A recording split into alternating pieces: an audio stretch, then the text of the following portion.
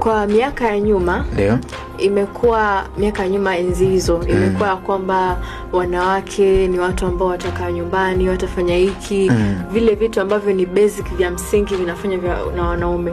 Lakini sasa dunia imebadilika. Umeona kazi nyingi ambazo tumezoea labda wanaume wakifanya, labda kuwa engineer, kuwa daktari, na hivyo tunaona madaktari wa kike na kiume.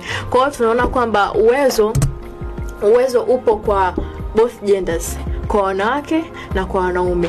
Hata pia tukija kwenye mfano mzuri wa masuala haya ya teknolojia, masuala ya ubunifu, tunaona pia wanawake wakizidi kunyanyuka kupamba moto, nao wanakuja kwa sana.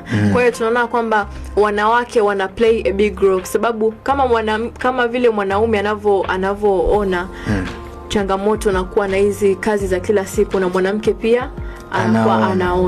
Umeona? Kwa hiyo tunaona pia nafasi ipo, na wanawake wanazidi kila siku kuprove kwamba sisi pia tunaweza kufanya kitu fulani au kuleta changes fulani na fulani katika jamii.